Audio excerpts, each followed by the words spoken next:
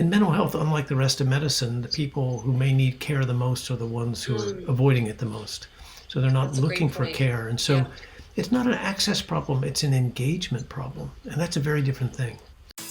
You're listening to Decoding Healthcare Innovation with Carrie Nixon and Rebecca Gwilt, a podcast for novel and disruptive business leaders seeking to transform how we receive and experience healthcare.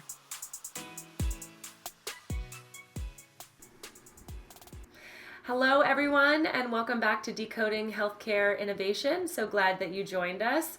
And I am so glad that I am joined today with Tom Insel. Tom is the former director of the National Institutes of Mental Health. He is a neuroscientist, a psychiatrist who founded the Center of Behavioral Neuroscience at Emory University. And then he moved on to Silicon Valley to take on sort of innovation in the mental behavioral health space, joining Google and then Mindstrong. And he also, I researched you, sir, launched one of the first venture funds for behavioral health innovation. So I'm hoping you can hear why I was delighted to have him on our podcast. And welcome, welcome, welcome. Well, thanks, Rebecca. Delighted to be here. So much to talk about. Yes, yes. I will try to sort of draw a ring around the subject matter we're going to tackle today. But absolutely, I could talk about this for days and days. And actually, the reason why I was hoping you would join me on the podcast is an amazing article you wrote in Stat Health, sort of talking about the future of digital health and really sort of the unique attributes of technology that could help us make mental health services better. So I'm excited to dig into that with you. Great. Well, let's do that. I mean, I'm in the middle of writing a lot of stuff because I have a book coming out on the 22nd of February. That's right. That's right. right around now, and it's the book that's called Healing: Our Path from Mental Illness to Mental Health, and it covers not just technology but a whole range of issues around what I call the mental health crisis. Like, why have we not done better when we've had so much progress in science? So research has given us just this whole new exciting area for cognitive science and neuroscience and genomics and all of that, and huge advances in our understanding of mental illness. And yet we're still seeing people with serious mental illness who become homeless, they're incarcerated, they're out of care, they're dying 23 years early. What's with that? Why this disconnect between our scientific progress and our public health failure? And so that was the basis for the book, and it's also the basis for me thinking a lot about, can technology help to fill the gap? Can that somehow give us the tools to do better for those with the greatest needs? Yeah, well, so I cannot wait to read this book. I'm thinking about sort of the trajectory of your career, sort of putting you at this space where you have a pretty unique perspective on this. I usually start these podcasts by sort of saying, how did you get here? Like, tell me about this journey. So I'd love to, if you just spend a couple of minutes, just help me understand sort of how you came from sort of what sounds like an academic and public service position, bringing that all the way through to some of the innovations and quite frankly, like the companies that are tackling this in the private sector, and sort of what have you learned along the way? Yeah, so I start the book with this story about how while I was at the NIMH, which was 2002 to 2015, part of what you do in those roles is you're a public figure, so you spend some time talking to the public about how you're using the taxpayer dollar to actually provide a public good. And I was in such a presentation, mostly with family members in the audience, with kids with mental illness. And I was telling them about all the spectacular work that we were supporting, the stem cell work at that time, showing the abnormal branching in neurons from people with schizophrenia, and the work on autism, and some really fascinating work that we were doing on epigenetics and stress and depression. I showed this fantastic slide deck. And at the end, some guy gets up and he says, "Man, you don't get it." He said, "Our house is on fire and you're talking about the chemistry of the paint. Look," he said, "I've got a 23-year-old kid with schizophrenia. He's been hospitalized 5 times. He's made 3 suicide attempts. He's currently in jail or homeless. And none of this is going to have any impact on him. And I was sort of taken aback because that's like, wow, I hadn't really thought about it in that way. And, honestly, that's why you do those presentations, is to hear what people are thinking about what's going on. Yeah. And I began to think, so if the house is on fire, and I think it is for a lot of families and a lot of young people with serious mental illness, how do we put it out? And what can we do? And it's not just more papers in Nature or Science. It's got to be something that actually has an impact for those families. So that was part of the move to Google, was to say, can we bring the force of technology, the opportunity to work in a company with big data, deep pockets, huge social commitment. Is there a way to do something here that could be exciting? I think it's hard. I think, this last 5 or 6 years has been, I would call it transformational for the field of mental health, especially during the pandemic. The entire field has moved to telehealth from brick and mortar. We've seen the sweep up of lots of small private practices into huge, massive groups with thousands of individuals. So you have like private equity backed efforts to do that. LifeStance, which is now a public company, probably the most well known. You've got enormous number of companies that have, some of the very recent, that have become very big, that are providing more convenient care through telehealth and through platforms that they built or platforms that they borrow. It's pretty interesting. So this is a moment of tremendous change, but the question still remains, are we putting out the fire? Yeah, well, that's super powerful. Yeah, well, I was gonna ask you, sort of, what has it felt like these last, I would say, probably 2 or 3 years, with the absolute explosion in the number of companies, the amount of services, and frankly, the amount of dollars going into remote behavioral health technologies. What is your take on that? It wasn't that, certainly the pandemic accelerated these movements, but it didn't start with that. What is your take on this? We've got Cerebral and Headspace Health, and Calm just acquired a healthcare company, and of course there's Talkspace and BetterHelp. These companies are proliferating. They are becoming, unicorns in the space. Are they making an impact? It's a great question. It's a little early to know, right? So they've solved a couple of problems. I think they've helped to solve the access problem. So we've known that there was a massive sort of supply-demand imbalance here. They've increased supply. Of course, the demand has gone up at the same time during COVID. So when you ask, are they having an impact, sometimes it's a little hard to know because we don't have all the data in yet. Sure. But I think for me, the big question is, are they changing outcomes at a population level? And to be fair, we weren't doing so great before. So the traditional healthcare system that we had, the brick and mortar care, which had some 700,000 people in the workforce doing probably 100,000 different things, most of it not based on science, and almost none of it being measured. So we weren't actually capturing outcomes for most people doing psychological care in the outpatient world. I don't think that's great. I don't think it would meet the standards that we have for most of medicine. So we're now in a world where people are doing things that are a little more standardized. They're capturing information online. They are providing more accessible, more convenient care. So that I would call sort of chapter 1. I think we've done one thing that's really interesting, which is allowing a lot more people to get help, either whether that's access to medication or access to psychological therapy. Well, you mentioned Cerebral. I think they currently have about 150,000 people on their platform, and probably 100,000 of those were not in care before. So that's pretty important. Yeah, it's absolutely incredible because I studied policy before healthcare policy before I went to law school, and before that I was writing about it for my college newspaper, and um, there's been a ton of money and a ton of legislation enacted from the policy perspective to increase access to mental health services.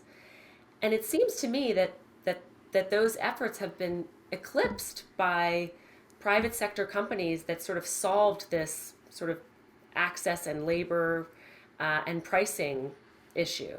Does that resonate with you, or am I too embedded in the in the today? So we're not quite there. I think one of the issues that we should talk a little bit more about is with reference to that man who said that his son had been in jail and made suicide attempts and had been so ill. It's not clear that all those companies that we talked about before are really addressing his needs. So I think a lot of what's happened has provided access to people who are looking for it. In mental health, unlike the rest of medicine, the people who may need care the most are the ones who are avoiding it the most. So they're not That's a looking great for point. care. And so Yeah. it's not an access problem, it's an engagement problem. And that's a very different thing. So I don't know that we've Yes. solved the engagement problem, and I don't know that we've addressed the 14.2 million people with serious mental illness, the people who are needing help the most, often getting it the least. Not clear that that group of people has been, the outcomes have changed for them based on technology and the digital mental health revolution. It's also, I think it's really important to distinguish not only access from engagement, but access from outcomes. So the key Sure. to ask, I think to me, the question in 2022 is, has has all of this investment altered outcomes at a population level? And I don't think we know that. I mean, that has to do partly with access, a lot more with engagement, and most of all with quality. And it isn't entirely clear to me yet that we've altered the quality of care. We've certainly provided more access to what people used to get in the brick and mortar system. But whether Sure. we've improved the quality or whether we've just taken that online, somebody said to me recently, complaining about my enthusiasm for digital mental health. They said, "Oh, that's great. You're just giving crap at the speed of light. That's terrific." So, I take that as I hear that and I understand the concern. I do think that we have to focus on, for chapter two, the next part of this transformation, we really have to focus on quality. And what quality requires is better measurement. And that has been, for the most part, as you know, traditional mental health care has been a data free zone. There's no measurement. Less than 20% of providers use measurement based care for anything. They don't measure anything except whether somebody pays or not. So I think getting our telemental health world in this kind of, from moving it from 1.0 to 2.0. The 2.0 will be when we Sure. start to embed measurement and then we begin to learn and then we can improve quality and then I think we can improve outcomes. Now, to be fair, some of the companies are doing this. A lot of them, the ones that you mentioned, Cerebral, Ginger, Lyra, a lot of them are already moving into that space. It's going to be super interesting to see what they're able to do. And Yeah, I should just absolutely, add one absolutely. other thing, Rebecca, is that we're a little behind the game here because this was all done in the UK in 2008, where the entire field of Mm. psychological treatments was moved under something called IAPT, Increasing Access to Psychological Therapies, with a whole new workforce. And that workforce was required to measure every interaction and to document exactly what was going on. And sure enough, outcomes got better. They had 7,000 people trained up, treating 500,000 people a year, and they're now able to show population level improvements, which is pretty terrific. So we know this should work, but it's not being done yet in the digital mental health space.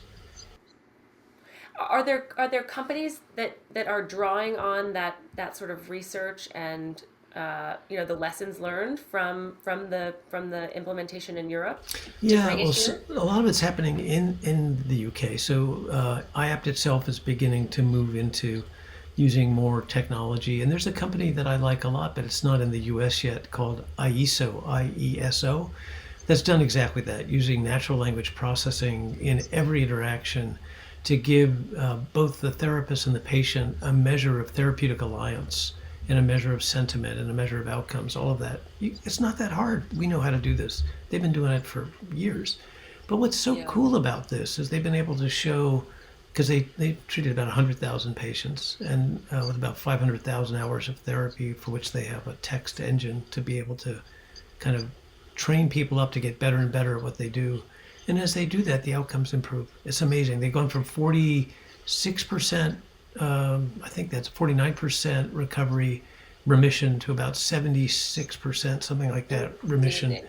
over the matter of 3 or 4 years. And it's just because they use feedback. That's what we do in diabetes. It's what we do in treating hypertension. It's just in mental health. We have not been able to measure and learn from measurement. So we need to start doing that. And my excitement really about the digital mental health space, and IESO is a beautiful example, and IAP is an example, isn't just that they've increased access, it's that they've improved quality. And by improving quality, they've demonstrated that you get better outcomes. We know this. We know this in the rest of medicine. We've just been slow to this party in the mental health space.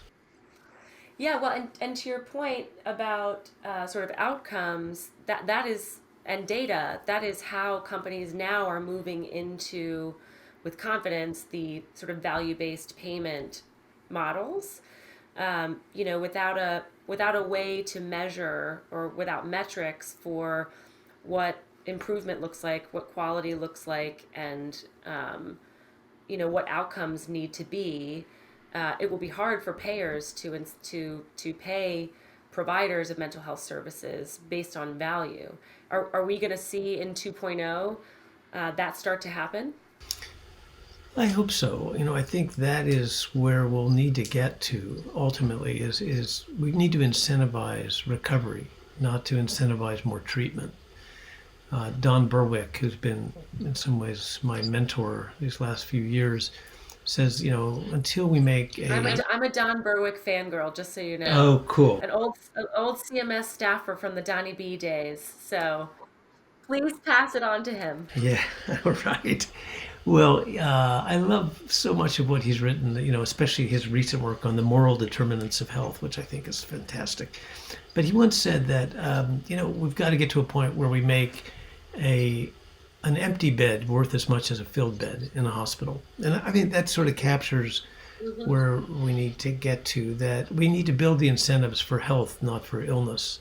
Right now, Absolutely. people get paid for being, for keeping, in a way, especially in mental health, you get paid based on somebody showing up and staying in therapy for as long as possible. That's right. Um, That's right. that's not how you would build the system if you were trying to focus on health instead of sickness. So, yeah. Yeah, well, and to your point, a lot of the value-based programs right now are focused on sort of interventions before the really bad stuff happens, right? And to your point about engagement, that's generally not the that's generally not what happens in mental health, right? You go through crisis, you enter therapy, and then you exit therapy, perhaps when you're outside of the crisis.